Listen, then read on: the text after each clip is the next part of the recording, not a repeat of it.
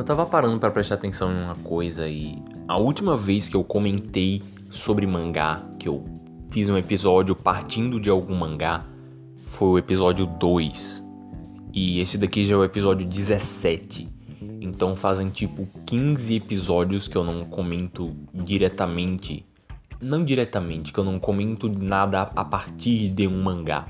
Aqui e ali eu faço algumas menções a mangás, só que 15 episódios sem nada sobre mangá é estranho, porque eu leio bastante mangá. Então esse episódio aqui serve para suprir essa demanda artificial que eu tô colocando em cima do Cena Cena. Esse daqui é mais um dos episódios da categoria Eu Não Preparei um Roteiro, só que eu tenho uma ideia bem formada do que eu quero dizer. Esse é um episódio sobre legislação, sobre gostos, sobre histórias muito boas, só que com problemas que fazem com que você perda o interesse sobre ela. O último episódio foi praticamente de 50 minutos, então eu não vou gastar muito tempo nesse episódio. Eu quero comentar hoje sobre Made in Abyss. Made in Abyss é uma obra de Akihito Tsukashi. Ela foi publicada no Brasil pela editora New Pop. Made in Abyss é uma história com uma premissa muito boa, com ideias muito interessantes dentro dela, com personagens muito interessantes também, com mistérios grandes o suficientes para fazer com que você se interesse de verdade pela história e pelo mundo que essa história apresenta. Só que ela carrega com ela um grande problema que eu já vi várias pessoas se afastando da história por esse problema, e até eu já me afastei por ela. Eu só li 2 volumes de Made in Abyss. Eu conheço pessoas que leram mais e droparam ele com mais volumes pra frente. Ele me incomodou ao ponto de eu largar no 2º volume, porque eu não vou continuar comprando uma coisa que eu sei que mais pra frente eu vou parar. Então até o volume 2 já tá bom pra mim. Tem, sei lá, gente que leu até o volume 8 e jogou e abandonou. Pra mim não vale a pena Pra mim vale mais a pena eu, sei lá, ler por scan do que comprar mais 6 volumes, sabendo que eu já estou desgostando agora, imagina daqui mais 6 livros. Então, aliás, eu tenho de fazer minha abertura. Então, eu sou o Trovador. Esse podcast é um oferecimento meros menestréis. Aqui comento de maneira um pouco mais despretensiosa sobre coisas que me interessem. Um livro, uma cena, um episódio, uma obra inteira, um assunto e até palavras às vezes, tentando dissecar tudo, cena a cena. Agora vamos ao episódio 17, sobre Made in Abyss. É impossível você comentar sobre Made in Abyss sem comentar sobre o mundo de Made in Abyss, porque é daquelas histórias tão atreladas que a trama é tão atrelada ao mundo que se você for dar qualquer descrição mínima que por mínima que seja essa descrição, você precisa descrever o mundo nela, porque senão não faz sentido nenhum, ou pelo menos não faz sentido ao ponto de conseguir descrever bem a história. Enfim, Made in Abyss é a história de uma menina, e essa menina chama Riko. A Riko, ela quer descer ao abismo, e esse abismo é um grande buraco no meio do nada. É uma ilha que ela tem uma elevação, como se fossem umas montanhas, aí depois que você passa essas montanhas, você tem um abismo. Esse abismo, ninguém nunca, pelo menos ninguém que se tenha notícia, conseguiu encontrar o fundo dele. Já chegou gente até, sei lá, 10 mil metros abaixo do nível do mar e não encontraram o final do abismo. E dentro desse abismo você encontra coisas incomuns, além de seres muito estranhos como pássaros gigantes ou rinocerontes gigantes e coisas místicas. Você também encontra artefatos, que esses artefatos, alguns são bem incríveis e alguns chegam a fazer coisas milagrosamente incríveis que superam as capacidades que a mente pode imaginar. E o sonho da nossa querida amiga Riko é descer ao abismo. Ela quer se tornar uma apito branco para poder descer o abismo até onde ela quiser. Só que para descer ao abismo você tem algumas limitações dentro desse mundo. Primeiramente que para legalmente você descer, você precisa ter a classificação de apito para poder descer. Eles têm uma separação de cores de apito. Por exemplo, se você é apito vermelho, você pode descer até X camada ou até X distância, porque o abismo também é separado em algumas várias camadas que eu já explico. Dependendo da cor de apito que você pode descer mais. E o que a Riku quer é se tornar um apito branca, que não possui um limite de o quão ela pode descer. Só que o problema de descer ao abismo é que, além da dificuldade de o quão mais fundo você vai, mais imprevisíveis e mais poderosas as criaturas que você vai encontrando vão sendo, você tem um problema na volta, porque entrar no abismo é quase como uma ida sem volta, porque inexplicavelmente as pessoas que tentam voltar do abismo sentem uma síndrome esquisita que eles chamam de síndrome do abismo, se eu não me engano. Essa síndrome do abismo são coisas que acontecem ao corpo das pessoas que tentam fugir do abismo. E dependendo da camada do abismo que essa pessoa tá, ela vai sentir isso cada vez mais forte.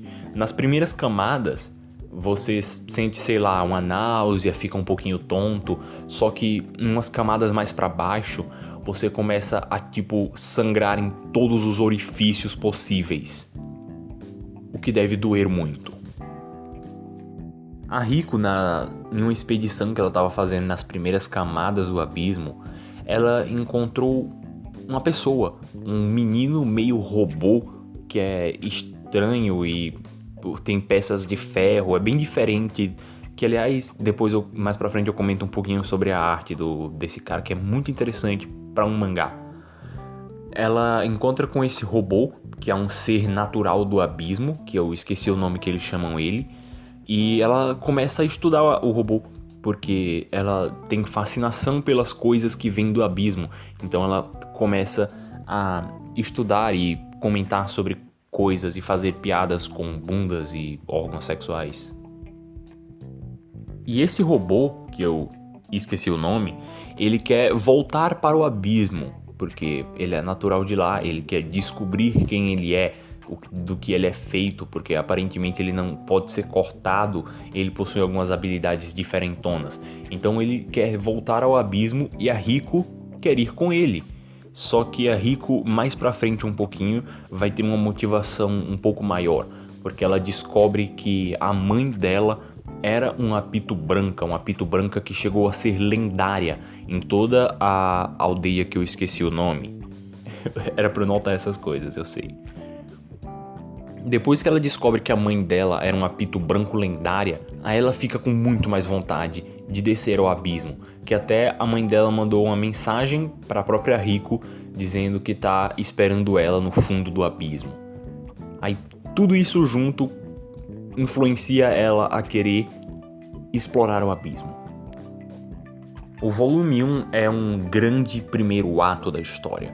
Ele apresenta um mundo comum e a entrada em um mundo novo. Ele literalmente acaba com eles descendo para as primeiras camadas do abismo. Só que você não precisa ler um volume inteiro para descobrir qual é o problema que me fez querer parar de ler Made in Abyss. Você só precisa ler o primeiro capítulo. E isso é estranho.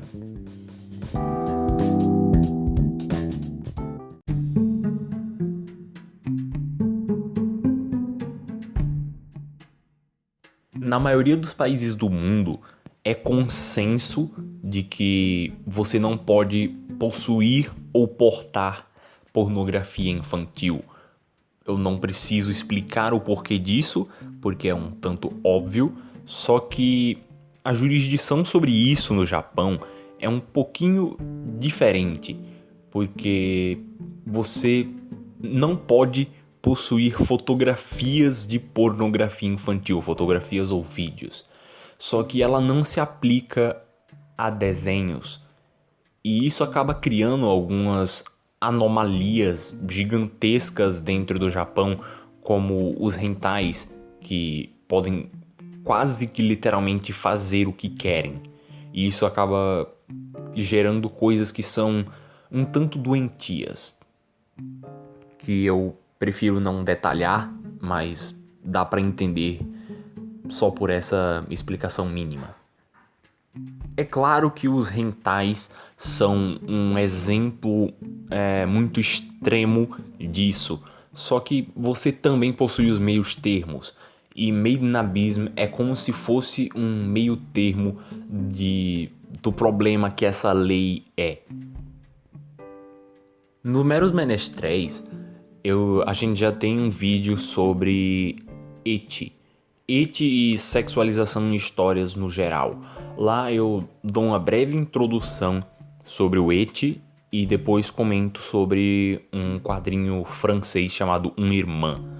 Aqui é como se fosse aquele vídeo, só que dando outro exemplo. E nesse caso, um exemplo ruim, porque no vídeo sobre Uma Irmã eu dou um exemplo de boa utilização de sexualização, o que não é muito bem o que a gente tem aqui.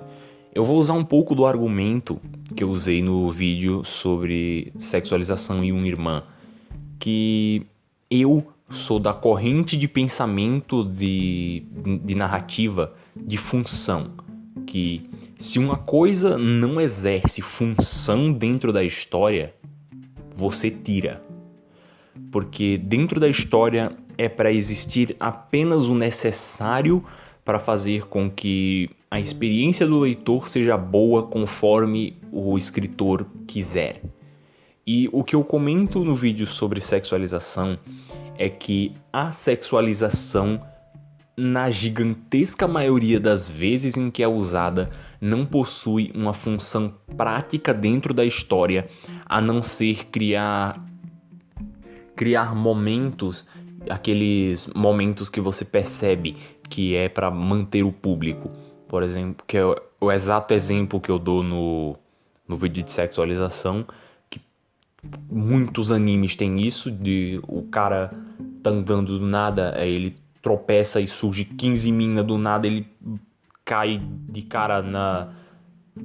Tem mangás, histórias inteiras produzidas no Japão que servem apenas para isso, porque é um jeito, é uma arma narrativa que você pode usar para atrair mais público, só que é uma arma que eu pessoalmente não me interesso muito, porque, de novo, na maioria das vezes ela não exerce uma função muito prática dentro da história. O que eu quero dizer com função prática? É que coisas dentro de histórias devem exercer função, e isso tem muito a ver com a arma de Chekhov. A arma de Chekhov diz que se você tem uma arma no palco, ela tem de ser disparada até o final do espetáculo. A arma significa basicamente qualquer coisa que você possa colocar dentro de uma história. E ser disparado até o final do espetáculo significa que essa coisa, até o final da sua história, precisa exercer alguma função. Calma, com um exemplo dá pra entender um pouquinho melhor. Uma cena que eu sempre gosto de lembrar quando eu penso em arma de Chekhov é em Fullmetal Alchemist, quando ele tá começando ali a apresentar os homúnculos, que o Havok, aquele cara que fica cadeirante, ele faz uma piada, o anime faz uma piada, o Havok tá falando de verdade, que ele arrumou uma namorada, eu não lembro ao certo qual era a situação, só que ele fica meio triste que ele tinha de fazer alguma coisa logo depois de ter arrumado uma namorada. E isso parece simplesmente uma piada jogada dentro do anime. Só que Fullmetal Alchemist é tão bem escrito que ele usa uma piada como uma preparação para uma coisa que vem mais adiante, com o Havok sendo namorado do homúnculo da luxúria, se eu não me engano. E isso é a arma de Chekhov. Ele fez uma simples piada exercer uma função narrativa muito maior do que uma piada, porque ele dizer que tem uma namorada, além de condizer com a personalidade dele, já está apresentando e fazendo pontes maiores dentro da história para apresentar a luxúria. O que é uma coisa que não acontece com o eti. O eti dentro da história, não, na maioria das vezes, não possui uma função prática além de ser fanservice. E ser fanservice não necessariamente é uma boa desculpa para você fazer as coisas ou deixar de fazer as coisas. Que infelizmente é algo que existe muito dentro de Made in Abyss. Made in Abyss, por mais que seja algo muito criativo, é uma das, eu não vou dizer uma das coisas mais criativas que eu já vi, mas ele entra no top assim das coisas mais engenhosas. Ele tem um sistema muito interessante de como as coisas funcionam e desenvolve isso de um jeito a sempre que ele lhe dá uma informação, ele cria uma dúvida maior ainda em cima, que faz com que você fique constantemente se perguntando como que esse mundo funciona, por que essas coisas são assim, o que é muito bom para histórias. Só que por conta dos problemas de sexualização com crianças que ele tem, isso me desprende muito, porque pessoalmente me incomoda. Me incomoda num nível fora de... Lembra do episódio, se você não viu, você não lembra, mas eu fiz um episódio sobre Cyborg 009. A raiva que eu tenho daquela adaptação de Cyborg 009 é uma raiva de como que em 2020 roteiristas sérios receberam dinheiro para conseguir produzir isso. A raiva que eu tenho com... Não chega a ser uma raiva. O desgosto que eu tenho com Made in Abyss é um pouco diferente de ver simplesmente um cara fazendo coisas que eu desconsidero tanto, porque é uma obra que eu tenho muito afinco, só que ele não mede esforços e sempre que ele pode, ele coloca a Rico em alguma situação sexual, fazendo piadas sexuais, tirando a roupa dela em todas as ocasiões que ele pode. E de algumas coisas que eu vi de uns volumes pra frente, ele faz isso até com um robozinho. É como se fosse um hentai que é publicado normalmente. A classificação etária é 14 anos, só que ele... não adianta eu comentar sobre isso. Eu disse que você basta ler o primeiro capítulo que você perceberia o problema que é a sexualização que existe dentro de Made in Abyss. No primeiro capítulo, ele já tem um quadro inteiro, é uma página inteira, com a Rico pendurada pelada. Por que? Motivo nenhum. Existiam literalmente infinitas maneiras de você demonstrar a Rico sendo punida. E mostrar ela sendo pendurada pelada não é a mais interessante para mim. É algo que incomoda do tipo de incômodo que é complicado de explicar. Que é exatamente por isso que eu não quero mais ler Made in Abyss. Pra mim me faz bem e mal pensar sobre isso, porque ao mesmo tempo que que me faz, não vou dizer que me faz bem de verdade pensar sobre isso, mas ao mesmo tempo em que eu pensar sobre isso me faz perceber problemas e entender esses problemas faz com que eu entenda eu mesmo. Isso cria algumas inseguranças em mim quando eu estou escrevendo alguma coisa, porque eu penso, ok, alguns quadros que o cara colocou no mangá fez com que eu perdesse o interesse no mangá dele. Imagina o que eu posso fazer com, sei lá, uma frase, porque é algo muito... uma linha muito tênue entre estou gostando muito e ele fez alguma coisa que me fez desgostar daquilo ao ponto de não querer mais ler. Que é o que eu vi acontecer muito com Made in Abyss, que é uma insegurança que eu tenho um pouco na hora de escrever. Como eu disse, nesse episódio não chegaria a nenhuma grande conclusão. Eu estou apenas expondo, preste atenção nisso, expondo a minha opinião pessoal sobre Made in Abyss. Você pode pensar o que você quiser sobre Made in Abyss. Você pode até gostar das coisas que aqui eu estou explicando, motivos de por que eu não gosto. É tudo bem, está totalmente no seu direito. Então, se você tem algum argumento e gostaria de tentar me convencer de algum modo que eu estou completamente errado, por favor, me deixe uma mensagem. Você, dependendo da plataforma em que estiver ouvindo, pode me mandar uma mensagem de áudio ou simplesmente um comentário. Esse podcast está em muitas plataformas, mas eu juro que eu tento ler. Então, eu acho que é isso. Obrigado por ouvir esse episódio. Eu ficaria muito feliz se você pudesse compartilhar ele com algum amigo e ficaria mais feliz ainda se você deixasse um comentário dizendo o que você achou. É isso, amigos? Então, até a próxima cena. E não sexualizem crianças. Isso, dependendo do país em que você estiver, é crime. Mas se você está no Japão, faça à vontade porque vai dar um boom na sua publicação. A não ser que você goste de Freud e vá tentar recriar Evangelion.